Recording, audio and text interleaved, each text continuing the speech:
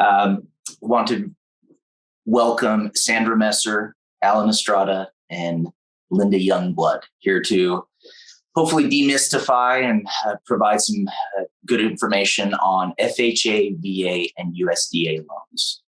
And we are going to save questions for the end. I'll be monitoring the chat and posing those questions, but if you want to ask in real time, we will save that until the three presenters have finished. So thank you for being here. And with that, I'm going to mute and take us away. I'm Sandra Messer with Realty. Thank you for taking your time to join us today. And yeah, I know we're all really busy and a lot of us are just overwhelmed right now. So what we wanted to do today is kind of go over a little more education on FHA, USDA, and VA loans.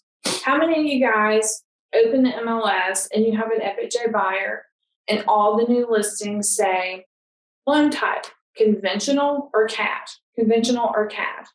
So I'm seeing that a lot. I've been in this industry in Asheville 14 years, and I started this industry right after the market collapsed.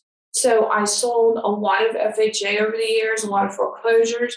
So, and I really feel like the gravy's really flowing right now, and our market is really hot, but we need to learn how to serve the underserved in our community. We have a lot of really highly qualified buyers, and a lot of the FHA and VA buyers, I think there's some people who may perceive an FHA buyer as a less stable buyer, but that's actually not accurate. We have a lot of FHA buyers, and Linda's going to go over some of this. Linda Youngblood with Movement Mortgage. A lot of FHA buyers are very strong credit-wise and have good incomes. Their ratios are just a little different. So the first thing I generally do when I see a property in the MLS that's a really good match for an FHA buyer is I call the agent and I say, hey, is there anything wrong with the house? Because I think sometimes we think if it says conventional or cash only, that there might be something necessarily wrong with it, not just like the seller looking for a quicker sale. But I usually ask, is there anything that would prevent us from going FHA? And sometimes I'm met with silence because sometimes the agent may not have worked with an FHA or VA or USDA loan before, or sometimes people are really afraid to take them on. So I usually ask, are there any holes in any of the sheetrock, any peeling paint? Overall, is it in decent shape? If it's minor stuff, would you be okay if we negotiated a few repairs? So, some of the things, and we're going to go over this in a little bit, to look for and kind of take the fear out of it and make it work for a wider range of buyers and sellers. So, again, we can expand our buyer pool when we, as listing agents, take on a listing. Quite often, if we're putting conventional or cash only, yeah, it's great to get a cash buyer. We all love those, and we're getting a lot of them right now. We won't always get a lot of those. So when the market shifts, and now, we need to not only serve a wider range of qualified, highly qualified, and in need of housing buyers in our community, but we can often get our sellers a lot more money if we market to a wider range of buyers. So what to look for and the conversation to have with your seller. When I list a property that maybe has had some neglect, or sometimes you have a disabled seller or an elderly seller, do you have any peeling paint? Quite often I stain my deck every year, peels off every year. Peeling paint, hole in sheetrock, loose shingles, things like that. Things that we can really remedy very easily. If you have steps leading into a house that's overall in pretty good shape and there's some peeling deck stain, you or somebody, if your seller can't do it, go buy a $30 gallon of deck stain at Lowe's. You don't have to stain the whole deck. Just the areas that are peeling or exposed wood, touch them up. It sometimes is literally 30 minutes. I see this a lot on window frames, where the sash is, there's been water dripping and there's peeling paint. I'm not telling you guys to put on your boots and do all the work for people, but if your seller has the ability to do it, knowing what to look for, going over it with them. If they can't do it, finding someone who can, if they don't have the money to do it now, having a really, really good rapport with vendors in our community is vital in this industry. Finding someone who can touch up a little bit of paint for you, maybe, clean out the gutters. So really, FHA, VA, and USDA loans, and Linda's going to go over this, are no more complicated and close in these same timelines as conventional. So, they're not really more complicated. If there are a few repairs that need to be made, we're going to talk about what those appraisers are going to look for and possibly flag. The timelines are exactly the same. So if you have a listing that says, hey, yeah, FHA, USDA, VA, and it has to be in USDA territory, obviously. But VA, FHA, conventional, and cash, if you have an FHA buyer and they've been looking at houses for 3 months, you want to talk about a motivated buyer, and that agent is probably really happy to bring you a very strong offer. And, some of the ways I have been negotiating with agents who are fearful of appraisals is I'm under contract now with a VA buyer who signed an addendum. We went over full price, and we also negotiated repairs on an additional addendum. We're having the repairs done before the VA appraiser goes in. So we're under contract, the money's there. My buyer has agreed that his over full price offer, he will pay any difference between list price and his offer if it doesn't appraise. Not everybody's like that. But I kind of tell people, I like to look at it as a pie, and we can slice it a lot of different ways. So we are looking at serving a wider range of buyers and also bringing our sellers more money, because there are some things that we can do.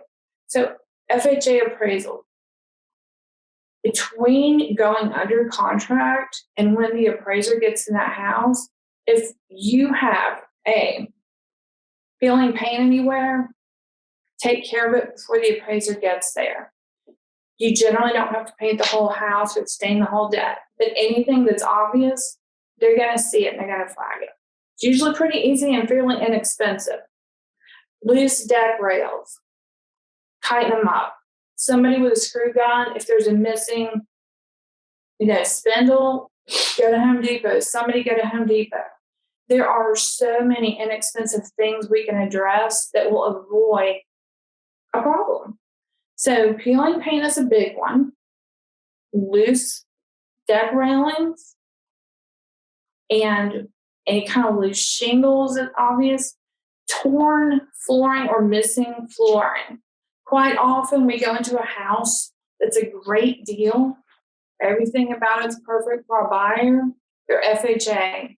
One of the bedrooms has 3 square feet of the corner of the bedroom carpet ripped up or missing because the sellers had a dog. There's a way to just go find a piece of cheap carpet and have them throw it in there, or call a carpet company to get in. Quite often, if it's a really basic neutral carpet that you can match pretty easily, I've had people go buy just a small piece and pepper it in to cover any exposed flooring. So, and Linda can go over some of the FHA flags also, but peeling paint, torn or missing flooring, loose deck railings are big ones. A lot of people think if there's no shared road agreement, then there's no way you can approach this with an offer for an FHA buyer. And again, I don't want to get into Linda's territory, but there are creative ways to create a road maintenance agreement that can be signed by your buyer and get it to closing. I recently had a buyer like this. There were 3 or 4 properties on a small road. There wasn't something in place. It can be a document that's signed by your buyer. It doesn't have to have a dollar amount on it. It just has to be created, signed, and recorded at the Register of Deeds. And then that way it makes that entire community FHA eligible. So those are things we want to go over because I'm seeing so many people who are highly qualified who are being really closed out of this market for no good reason. The teachers at your school, CNAs that are caring for a relative perhaps, firefighters, police officers, middle income people with good credit deserve the right and should have the right to make an offer on these properties, the same as any other buyer with the same credit. So their ratios are just different. And I feel like another misconception we have, VA. VA buyers are 100% loans. Those often are perceived the same as a USDA buyer. So VA buyers, quite often, I work with very wealthy VA buyers. These are ones that are offered to VA eligible buyers because they have no PMI and the rates are incredible. I think right now the VA interest rate is like 2.5% on 30. I don't want to misspeak because rates change every day, but they're an incredible option for veterans. So, knowing when we list a property, some things we can have done ahead of time, simple things, inexpensive things to avoid catastrophe. It's never going to be a catastrophe because we're going to be informed. That's why we don't want it to be a catastrophe. That's why we're here. So simple things, serving a wider range of buyers and helps our sellers.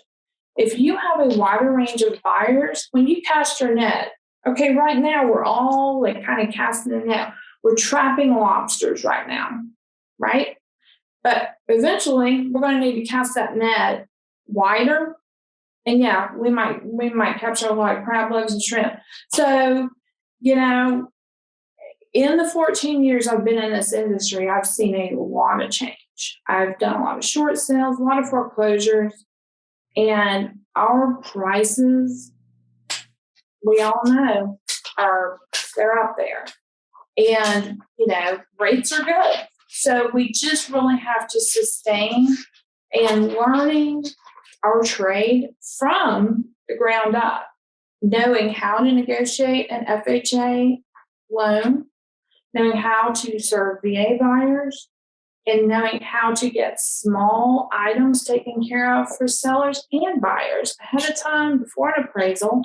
Worst case scenario, you are under contract with an FHA buyer, appraiser goes in, and he flags some things. If he flags some things, generally, they're very resolvable. But with an FHA, USDA, or VA, those will have to be remedied before we can move this to closing. So another thing that I wanted to touch on are manufactured. We all are afraid of those, right? I have a lot of agents who have never sold a manufactured home. Did you know that manufactured homes going back to 1976 qualify for an FHA fixed rate at 3.5% right now? They need a permanent foundation.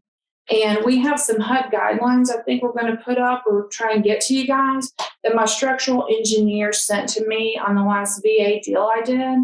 FHA and VA will do 100% on manufactured. But just meeting those simple guidelines on foundation, tie downs, and piers, the sure wall. But if you have a buyer who doesn't qualify for much money, quite often manufactured is a great option for them. And we shouldn't be fearful of them because they're really just as easy to navigate as many other options. but they do require a structural engineer report. And we have what the HUD guidelines are for manufactured. So with that, I'm being told I have 1 minute left here? 30 seconds. 30 seconds. So guys, don't be afraid. When you list a property, don't be afraid to look at working with an agent who has a VA, or FHA, or USDA buyer. Know how to serve a wider section of the community. Also know how to serve your sellers and getting them better options on loans. Perhaps more money. Also knowing what to have repaired ahead of time so you can get them more money and make it a smooth transaction. You guys are really good at what you do, and knowing this will make you even better. So thanks for listening, and I'm going to pass this on over to Alan Estrada. And by the way, I wanted to mention that we have not only one but two birthdays today. It is Alan Estrada and Linda Youngblood's birthday, coincidentally, and they both are taking their birthday lunch to present this. So thank you guys so much. And thanks for listening.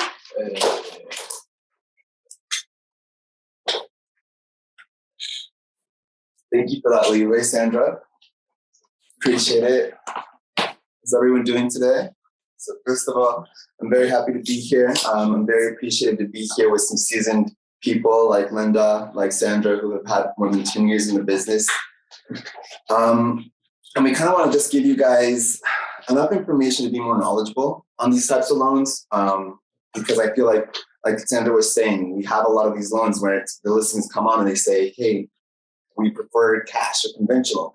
And it's like, why do you guys prefer cash or conventional? You know, I think it's important that once we start showing houses with people with FHA, USDA loans, we kind of set expectations with our clients, but also have a conversation with these agents that might have maybe a bad taste with these kind of loans because they've dealt with these types of loans with other agents that maybe didn't know what FHA, USDA loan work out. And then it doesn't affect only that agent, but it affects the other agent as well.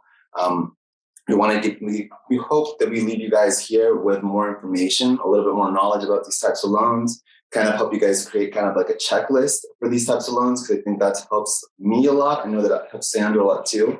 When you start working with these types of loans, kind of creating kind of like a checklist of, hey, when I'm working with these types of loans, what should I set expectations for my client? What kind of expectations should I be looking for in the home so it's a less hassle whenever we're dealing with the appraisal or any inspections. And we want to make you guys a hero, not only to your client, but also a hero to your peers and make you guys sell some more houses as well. And we want to make you guys more of an adaptive agent as well, mostly in this business where it's ever changing as well. We want to make you guys as adaptable as possible. Right now, like Sandra was saying, the gravy is flowing. We're all selling 300 grand plus houses. It's easy, but we want to make you guys more knowledgeable. So whenever you guys have to deal with FHA, USDA, VA loans, you guys can also work with those as well. And let's be honest, sometimes these homes that are coming up on the market do qualify for these types of loans. We just don't know that they will qualify for these loans. So always have a conversation. My biggest tip is always going to the home and having a conversation with the agent like, hey, I'm going to submit an offer. It's going to be FHA, but I looked at the house. I have a checklist. I've worked with FHA numerous times, and this is what I saw in the house. I think it can qualify. And just having a conversation with your client too. What if it is just a couple of painting that you have to do or some holes you have to fill out? Sometimes in the market where we're at right now, sometimes we have to talk not only to our sellers, but our buyers as well. And if we kind of set that expectation on beforehand, hey, we're in competitive, maybe like multiple offers, and we can do these things, then maybe it's easier for them to get qualified for that loan and for their loan and for their offer to be accepted. But now we can go on. So the next slide, we're going to talk about the different types of loans, and we're going to start off with an FHA loan. What are the key terms for a loan and who's qualifying for these loans? Other than a USDA loan, which is a 100% loan, an FHA loan is the next loan with the least amount of down payment our clients have to put down, which is a 3.5% down payment. And a misconception I think we always see is that maybe an FHA loan can't close on time or can't close the same way as a conventional loan. But most of these FHA loans are closing in within a 30-day span. And it's always good to be in contact with your preferred and knowledgeable loan officer to make sure that these are closing on time or what you should be looking at. Also, an FHA loan does qualify for a site-built home, for a manufactured home, for a modular home, condos, and townhomes as well. Who is qualifying for FHA loans nowadays? I think we have one of the misconceptions that we have is that an FHA loan, people have either really bad credit or they have not that much money down payments and not a lot of skins in the game. But other than people with low credit and maybe little money to put down, a lot of the people that are qualifying for these types of loans are professionals that are graduating with school debt, people that maybe have some issues with hospital bills where their debt to income is not good to be able to qualify for a conventional loan. And also, me coming into this business, I work with a lot of our people of color, a lot of our Latino community, a lot of people that are going into this for the first time, that are going to be, that a credit is new to them, that a loan is new to them, down payment is new to them, all this terminology is new to them. So they've had to have a lot of generations to get to this part right here to qualify for a loan. So it's also their first time too. So they most of the time have more down payment to give, but they spend so much time in building up a credit to get to this point right now. And that's why they qualify for FHA loan. As also what Sandra was saying as well, manufactured homes. As we know right now coming into the market, a lot of the times, a manufactured home is the most affordable form of living with some land that comes with it. And so whenever you see a lot of manufactured homes come into the market, a lot of them say cash conventional because there are some additional requirements that are going to be asked for in an FHA loan to get the home qualified for it. But as you can see on this slide, we have a couple of guidelines of what the loan officer, what the appraisal is looking for whenever you're looking at a manufactured home. And I think this list can help out you guys next time when you guys are viewing manufactured homes and you guys won't steer away from them because this could be a great opportunity for your client to start building some equity. And it's the most affordable living as well. As you can see on the list, you can see that the manufactured double wide does need a permanent foundation. That means it needs to be affixed to the property. It can't have the wheels on it still. It has to have a permanent, what's called a block underskirting or underpining around it. It adds also more value to your client. It could be something that could be $5,000 at the beginning, but you know that once you list that home, it's going to have way more value in the listing price as well. So it doesn't benefit only the buyer to be able to qualify for this home, but it also benefits the seller in adding more price to them. And a lot of the loans are going to ask for that concrete underpining too. What next thing we got up there on the list is as well as make sure whenever you're working with FHA and you might be looking at manufactured home, have a conversation with your loan officer. Ask them, okay, up to what year did these homes qualify? Most of them qualify up to 1976. And some loan officers do qualify single wides, but most of the time it has to be a double wide to be able to be qualified for an FHA loan. Also, when working with an FHA loan, you have to understand that the underpining or the underskirting is not the foundation. The foundation's underneath, it's the blocks. And they have to be what's called shearing or shear. It means that they have to add another amount of concrete around them to be able to qualify. You're also looking at a vapor barrier that needs to be in there. And an engineer letter is going to be requested as well. Road maintenance agreement, like Sandra was saying, and you have to be sure that you have to know about the shared well or the community well. And we'll talk about that in a couple of slides over. Just for an example, we did have a copy of what an FHA engineer letter looks like. They're going to be different. So whenever you're contacting your preferred vendor or preferred engineer, when they're going to be doing a FHA engineer letter, just understand that you have to be clear with them. You have to let them know that you're going to be requesting an FHA engineer letter because it's a little bit more specific. You can take a look at the letter and see what they're looking for right there. And just remember on the left-hand corner, you're going to see what they're going to request before they go out there. You don't want to spend nobody's money. You don't want to spend nobody's time. So make sure that these things on the left-hand corner are taken care of before you get that engineer out there. Go to the next slide. And then we're going to talk about another thing that a lot of people are qualifying for as well, which is a USDA versus a USDA direct loan, because there's two types of loans as well.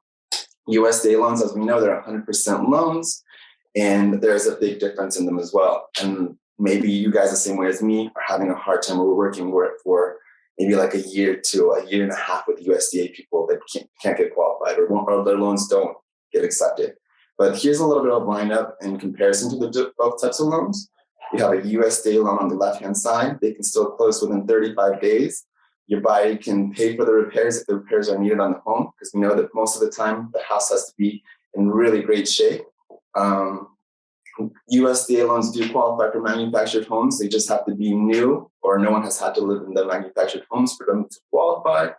There's still a 30-year loan, and buyer can cover the closing costs. So let's say, for example, they have earnest money, due diligence, they qualify. They can put that money towards their closing costs in case we can't negotiate seller to pay closing costs, which we know is happening less and less. And then on the right-hand side, you have a USDA direct loan. You might think that's the same thing as a USDA loan, and you're not correct. That's a completely different monster in itself. It's a little bit more specific as well. The benefits of a USDA direct loan is that the client's going to qualify for more money. Typically, you have to go under contract for 60 to 90 days to close. So make sure that you know that as well. Get in contact with the loan officer before writing up an offer. They can go over 30 years in the loan because typically they can put more money towards closing costs, stuff like that at the end of the year. Linda will be able to talk about that if I'm correct on that. An inspection must be performed, or home inspection must be performed before the appraisal. Once the home inspection gets done, typically the loan officer is going to request that all of the summary of the inspection list gets prepared before they even send out the appraisal. Sometimes the client can get these things fixed for themselves, or say, hey, the seller doesn't want to fix these things for me, but can I add it onto the loan? And sometimes they will allow you to add the repair list to the loan as well, which could add more time as well. Client couldn't fix these items themselves. It's a big thing. And buyer typically qualifies for a larger amount as well. And on the left-hand corner, you're also going to know that once you start working with a USDA client, you have to make sure that the property that you're looking for does qualify for a rural area. So you have that website right there that you can go into and see, okay, first of all, does this home, is it in the qualifying area? And then after that, make sure that the home is in good conditions to qualify for this type of loan. And then can we go to the next slide? The last thing I was talking about, an FHA home as well. Whenever we're looking at an FHA home, we're going to be looking at what kind of water connection does it have? Does it have city water? Does it have a well? Is the well a shared well, or is it a community well? Because there's a big difference in them as well. When you're looking at a shared well, the shared well can't have more than 4 houses connected or homes connected to that shared well to be able to qualify for an FHA loan. So make sure you're looking at that when homes come up and they have a shared well and you're trying to get an FHA loan with that. When you have a community well, you have to understand that a community well is different than a shared well. A community well is going to be typically larger and can be connected to more homes because it doesn't have a limit. The loans aren't going to have a limit with how many houses are connected to that home. Community well does have to be registered with the state and has to be serviced and inspected like any other water source as well. Another thing that Sandra was saying is about a road maintenance agreement. Because we live in the mountains, a lot of the roads are going to be private. We know that. And sometimes most loans are going to request what's called a road maintenance agreement. Sometimes they're not, sometimes they are. Once again, please get in contact with your loan officer and ask them, is this going to be requested? Because sometimes we have like maybe 2 people sharing the road. Sometimes we have 6 people sharing the road. And the misconception we have is that everyone on that road has to sign that road maintenance agreement. And sometimes that's not the case. Sometimes it can only be a certain amount of people, or sometimes if you're working with a specific type of loan officer and a specific type of attorney, sometimes they can draft their own form of document, a document that says, hey, my client is agreeing to take responsibility of this road in the future because we can't be able to have a road maintenance agreement done. We can get them to the closing table. And that leaves me on a good leadway to go into Linda. So, Linda, please take it away. Thank you. Hi, everybody. I am Linda Youngblood with Movement Mortgage. I've been a senior loan officer, and I've done a lot of loan types. And I routinely do conventional USDA, VA, and FHA loans. So as this conversation came up because people kept seeing they were listing for only cash and conventional. And I want to dispel some of the myths or some of the thoughts that I have about these processes.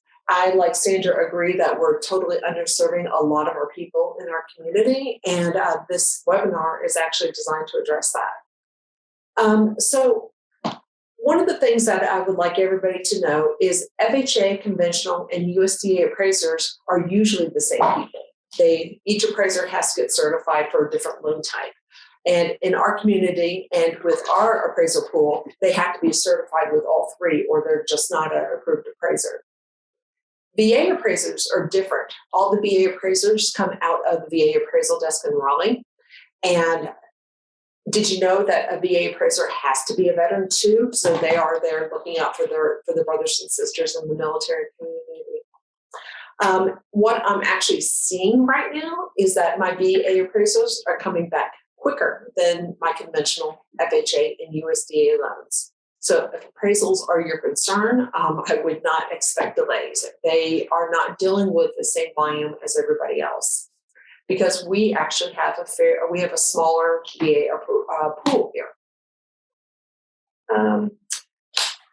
One of the other things I wanted to point out also, when I see a listing, because when my clients go under contract, or they want to go under contract, my first question is, hey, can I see the address? So I can take a look at the property and see if there's any red flags or something that catches my attention that's going to cause that property to be inappropriate or incompatible with the loan program. And when I see cash or conventional, my first question is, what's wrong with the property? Why can't it qualify? And then I worry about my borrowers getting into a house that's got issues. And so doing that is actually going to drive people away, because I will say this to people, like, why is it only cash or conventional? What's wrong? I'll pick up the phone and I'll call the realtor and ask. Other things that are misconceptions. Did you know that FHA loans are actually easier for us to underwrite because they have looser qualifications? I can go with a higher debt ratio. I can avoid, if the clients have any form of credit issues, such as like bankruptcies or foreclosures, FHA has a looser underwrite.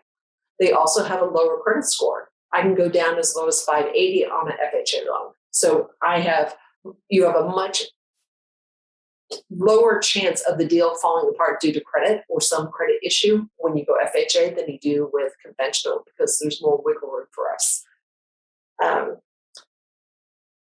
Another thing is final inspection. And this is just information that most people don't know, or it's confusing when you're a realtor trying to suss out, if an issue comes up on the house, who does the repairs, who has to inspect? And it's actually pretty clear. With a conventional loan, if the appraiser calls out something is wrong, like peeling paint, a conventional loan will allow a licensed contractor or some other licensed person to do the repair and present a letter. But all the government loans, FHA, USDA, and VA, actually require the appraiser to go back out. So conventional does it one way and government loans do it the other. So if you want to know who's going to do the repairs on an FHA loan, basically you just tell me it's done and we send the appraiser out to make sure it's done. They don't look for anything else unless it's something like a roof leak that's like really structural. If it's something structural, they'll probably ask for a structural engineer report. But other than that, it's actually pretty easy to get the final inspection done. And the cost is not exorbitant. Nobody wants to add fees to closing, but it's usually like $125, $150. It should not be a deal breaker. Manufactured homes. One of the big things, we touched on this already, but manufactured homes, FHA requires only 3.5% down as long as the home is built after July 1976. The home and it meets all the structural requirements. It's fine for FHA. A conventional loan requires 5% down, and VA will do 100% financing. USDA technically allows a manufactured home, but trying to find one that's new, never lived in, it's kind of a unicorn. It just doesn't seem to exist. But if you find it, and we're doing USDA, it is allowed. Next one, private road maintenance agreement. Alan was just talking about this. With movement, if there isn't a signed private road maintenance agreement and the property doesn't have egress to a public roads, somebody's got to take responsibility to maintaining access to the property. And that's where we would have the buyer sign a document saying they will maintain the road from the property to public. That doesn't mean they're responsible for the road 5 miles past them, only from their access to the public roads. So if they are one block off, it's actually not even that scary for most of the buyers. What else? VA cash flow. One of the things that I also want to talk about is some of the things that VA offers that's slightly different than every other program. I just don't like that people are afraid of this. It's a great loan for veterans, and it's something that they have earned by giving their service to our country. But one of the great things about a VA loan is it doesn't even work off of a debt ratio. It's going to work off of cash flow. Today, I have a vet approved at 67% debt to income ratio because he meets VA guidelines. I can't do that with any other loan program. And people think, well, that's crazy. But you also have to remember, just because an application has this amount of income, it doesn't mean that's all the income that's in the household. It just doesn't. So our job is just to navigate these things and not make judgment, because there's always a backstory on these issues. VA loans and FHA loans typically have a better interest rate. And with movement, we don't even charge an origination fee to our vets. So our closing costs on a VA loan are some of the cheapest ever.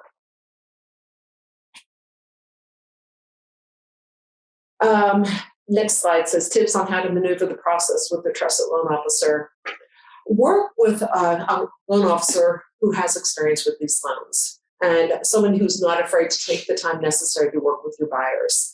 People who have challenges, which are a lot of folks, because financial literacy is not a requirement in our country, and people often just need a little bit of help. But find somebody who's willing to take the time for your buyer, who's willing to meet with them in person if needed, gather documents if needed. And when you start looking at houses and you want to know if a house is compatible with the loan program, pick up the phone and call them. We would rather do all this on the front end. You know, I don't have access to the MLS, but I do have access to the internet, and most of the photos that are up there are being driven straight out of the MLS. So I will look, and I will look to see if there's anything that catches my eye. Is there moisture in that basement? Why is that back wall all wet? Things like that I'll look at. And if there's something simple that can be fixed, then I'll say, well, this should be a concern and you should look at that. As a realtor, your eyes are everything. And as you are thinking about what a house needs, just go in and look at anything that might damage the property. The reason that peeling paint is an issue is because it allows moisture and insects in. If there's a structural leak, it's going to damage the property. All these things are always health and safety. And honestly, all of us want our clients to be in good housing. So addressing these things at the moment is a good way to go. And if you can't reach your loan officer because everybody is busy, just send an email. Most of us respond as quickly as possible. And if you've got anything that's uncertain. And we also have some great handouts that you could reference to. So if you want anything like that, I'm happy to share. So who's going to do the summary, Alan? I guess we can both all do it together. So in summary, have a checklist ready for each type of loan. And come on over, Alan. We can all get over, but yeah. In summary, have a checklist ready for each type of loan. Call the agent, have a conversation, because I know that it's not only me, and I know that Sandra and I talked about this, and this is why the class got here in the beginning, was because we would put in a great offer, maybe have to go over the asking price or more than we'd be like the highest offer, and we still would not get it because we had an FHA loan. And I would have that conversation with agents, and we were getting tired of like, hey, you guys have the largest, offer. They wouldn't be afraid to tell us, but we're not going to accept it because it's FHA and my client won't work with FHA. So just have a conversation with the agent. See why the home didn't qualify for a specific type of loan. Set expectations with your clients. Whenever you're having that first consultation with them, let them know, hey, qualify for an FHA loan. There's different types of mortgage loans. That's an umbrella term. And within the umbrella term, you qualify for an FHA, you qualify for a USDA. This is what we're going to start looking at when we're looking at homes. And this is how this next step is going to be. Order that appraisal as soon as possible. As we were saying, some appraisals are getting 10 to 20 requests on appraisals a day. So, and we might be under contract for maybe, like we were saying, for 30 days, 27 days, 30 days might be due diligence. So don't be afraid to maybe ask for a little bit more days if possible, but if not, order that appraisal as soon as possible so you won't be delayed. And here's a tip. If the property's outside of like a little bit outside of town, just plan to throw more money at it. If you raise the amount you're willing to pay for the appraisers are more likely to pick up a $750 appraisal than they are a $500 appraisal. Mm-hmm. Expediting. We're seeing that because they are getting requested 10 to 20 requests a day. So whenever you have a higher amount there, they're going to be more open to pick that one up. Be patient as well. We know that we work with multiple buyers, sellers at a time. We know this is not the first time that we're selling a home. So be patient with them. This might be their first time buying a home. This might be their first time having to deal with this type of loan as well. And bottom line, sometimes the home is just not going to qualify for FHA, USDA. Sometimes the home is in really bad condition. Sometimes it has very specific things that just won't qualify. But at least you tried. At least you can make sure that you did your duty with your client to give them the best resources and best service. And just to be clear, conventional loans have minimum guidelines on quality and condition too. So if there are problems with the house, it might be addressed no matter what the loan type is. So talk to your loan officer, and if they look at a house and say, oh yeah, that's that house with the 6.5 foot ceilings, it's not going to qualify for any loan, just move along and not spin your wheels. Yeah, because those ones stay in the market. That's right. Same for brainstorming. Anything else that you want to add to the summary, Sandra?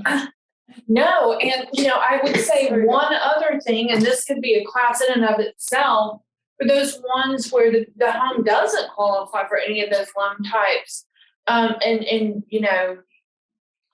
certainly marketing to a cash pool is going to limit you, but a 203K rehab loan is underwritten the same with FHA guidelines, and that's a whole other class. But that's basically an FHA loan where you have a contractor go in and give 2 bids, and you work with the loan officer where they can close on the house, and you're closing with the amounts for a contractor to do the work within the loan.